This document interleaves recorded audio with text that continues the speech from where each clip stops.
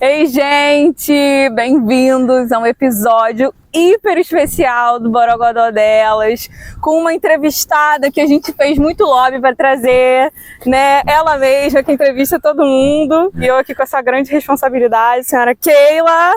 Eu falei para Marcele que eu gosto de entrevistar as pessoas, não de ser entrevistada, mas vou assumir a tarefa, né? Porque Marcele, segundo a Marcele, as pessoas também têm algumas curiosidades sobre Keila empreendedora, Keila mãe, Keila companheira do Gilberto, então vamos lá. Não, eu acho muito legal quando você fala de Gilberto, eu desassocio, porque pra mim é só Júnior. Eu quero te contar uma coisa, o nome dele não é Júnior. Você tá brincando? Não é, ele não tem Júnior no nome, porque antigamente, para você colocar o nome do seu filho de Júnior, você tinha que colocar o nome do pai, com o Júnior no final, e a mãe, coitada, não tinha. Aí a minha sogra é ruim, eu vou parir um filho para não ter o meu nome, só o nome dele, jamais. Então, o nome do pai era Gilberto, né? Gilberto Geraldo Teles de Oliveira, o dele tinha que ser o Júnior. Só que ela colocou só o Gilberto Ferreira, dela, de Oliveira, e só chamava ele de Júnior. Só. Então, assim, eu conheci ele como Júnior, mas depois eu descobri essa história de família, o nome dele não é Júnior, gente, é Gilberto. Revelações exclusivas. Começamos. Super simples. Keila, eu sei que você faz muita coisa, né? Porque o Borogodó não é o seu único negócio, você tem outros trabalhos. O que você acha que foi o trabalho que você fez que tomou o maior espaço da sua vida, assim, que você fez com mais dedicação, com mais amor, que, assim, foi um negócio que te marcou na sua vida de longa trabalhadora? Você fez muita coisa, né? Sim, assim, eu penso o seguinte, tudo que a gente se dedica a fazer, eu trabalhei com telemarketing, então assim, na minha vida eu penso que tudo que a gente tem que fazer da melhor forma possível, sabe? Então eu sempre tentei executar as minhas tarefas, seja ela qual fosse, da melhor forma. O que me tomou mais tempo da minha vida, assim, se eu for pensar assim em relação a tempo, foi a questão política, no sentido, né, que eu entrei para o setor de telecomunicações, né, Contax, quem nunca trabalhou, conhece alguém que já trabalhou, o marido dela já trabalhou,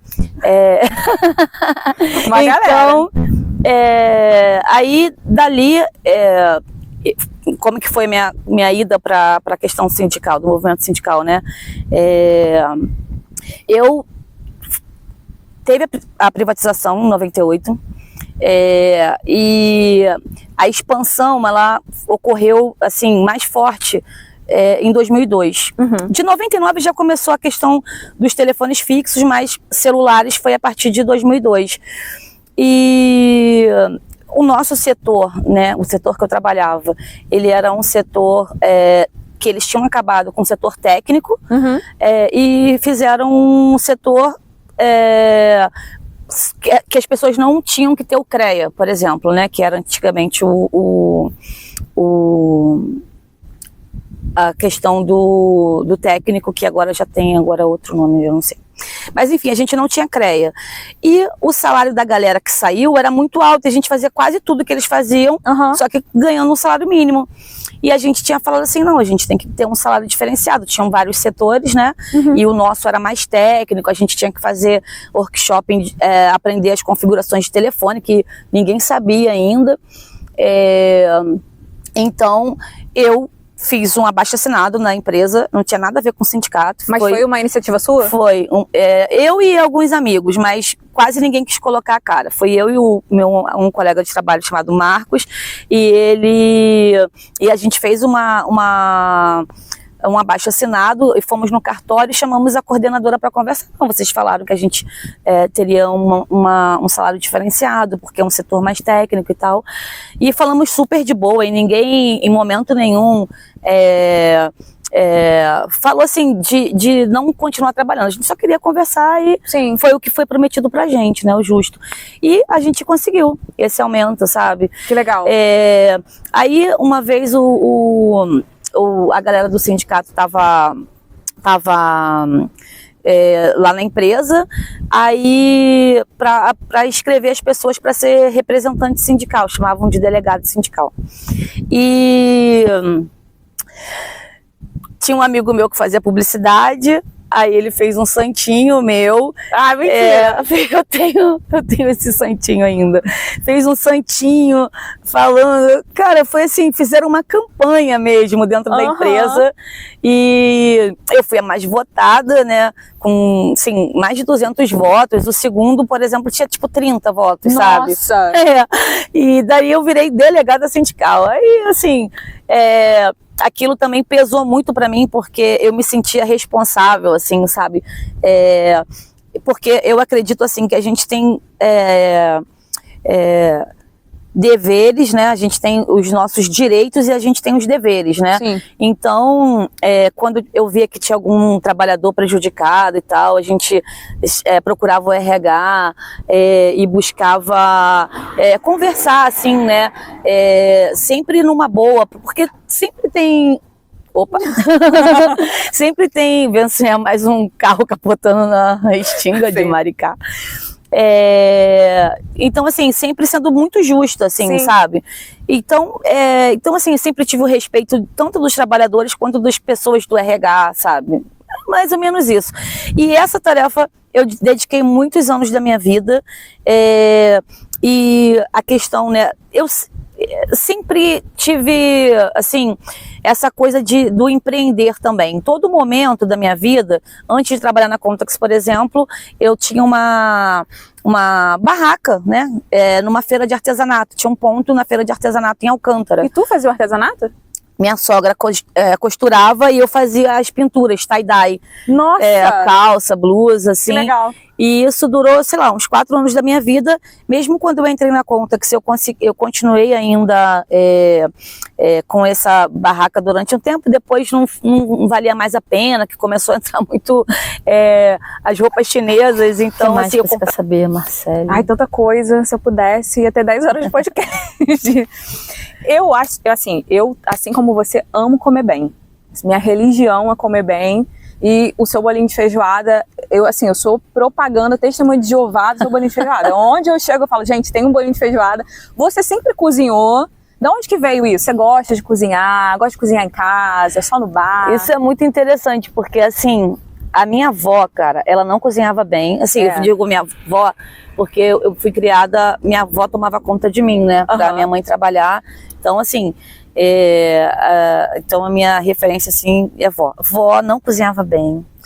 Ela tinha uma coisa que ela fazia que o meu tio falava que gostava, que era tipo um peito de frango que ela assava bonitinha, pra lá, pra cá, pra cá. Tá, mas ela não cozinhava bem. Assim, eu comia mocotó. A gente também é daquela época que tinha angu, mingau de noite pra comer. Isso aí era até bom. Agora não tem uma referência assim, um prato que minha avó fazia, não tem. Era aquela coisa, né? Tipo, domingo tinha aquela galinha que você comprava no abatedouro. Sim. Mas não tem, assim, um prato, assim, da família. E minha mãe também não cozinhava muito, porque ela trabalhava muito, né? E quando eu fui ficando maior, assim, que tinha meu irmão, eu já tava maiorzinha, tipo, 14 anos, eu começava a ajudar a fazer comida, cozinhar pra gente, né? Eu acho que as pessoas gostavam mais da minha comida, sabe? E eu peguei muito aquela fase mesmo, né, desses tabletes prontos, que hoje eu aboli da minha cozinha, não uso de jeito nenhum. Assim... Cara, se você usa, ok, não tem problema, assim, tenta, porque aquilo ali tem muito sódio e tal, e dá pra você fazer sabores similares com coisas naturais, né? Sim. Então, eu comecei a cozinhar. Tem uma tia que cozinha muito mal, tia Julinha, Jesus Cristo, eu não sei como que ela consegue fazer um arroz ruim, porque não dá pra pessoa fazer um arroz ruim. Eu consigo, não sei. Às vezes eu sou parente, eu sou tia Julinha. Pode ser. Aí o Jorge, né, que é meu tio, quando eu ia lá, pô, Keila, dá pra você fazer o arroz, sabe? Eu fazia o arroz na casa da minha tia, né, uma coisa tão simples.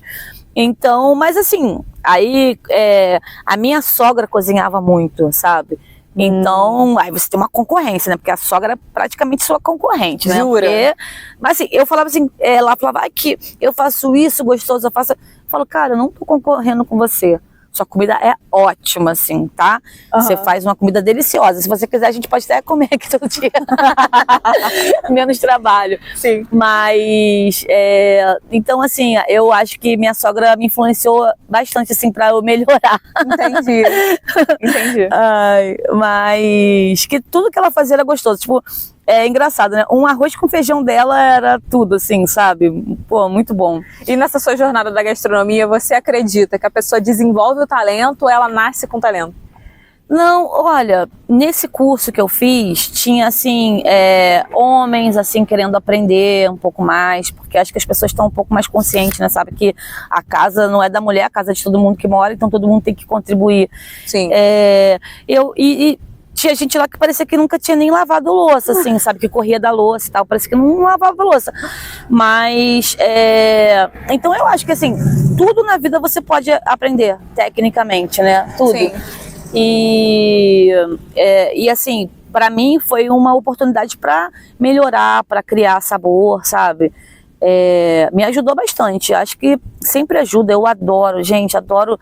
Ai, tem um workshop, João Diamante, sou fã do João Diamante, um jovem negro periférico que veio da Bahia e foi estudar na melhor escola da França, sabe? Aí ele teve um workshop com ele, eu fui, caraca, sabe? Eu acho muito legal, ele já teve também aqui num evento em Maricá, então assim, eu adoro. Quando eu vejo Kátia Barbosa, é engraçado que assim, como você tá ali no ramo, né, você acha que todo mundo sabe de todo mundo que você tá falando. Só que eu falo assim, não, ninguém nem sabe, mas eu sou aquela pessoa que eu vou tietar assim, ai, oi, tudo bem? Eu posso tirar uma foto com você? Mentira! Kátia Barbosa, ai, posso tirar uma foto com você? Eu sou assim, mas são os meus fãs do ramo gastronômico. Maravilhoso. Mas acho que todo mundo aprende, Marcelo, se você quiser tentar. Não, obrigada. Vou checar de novo e a gente fecha, peraí. Tá. Que eu tenho só mais uma pergunta. Ai, tá filmando.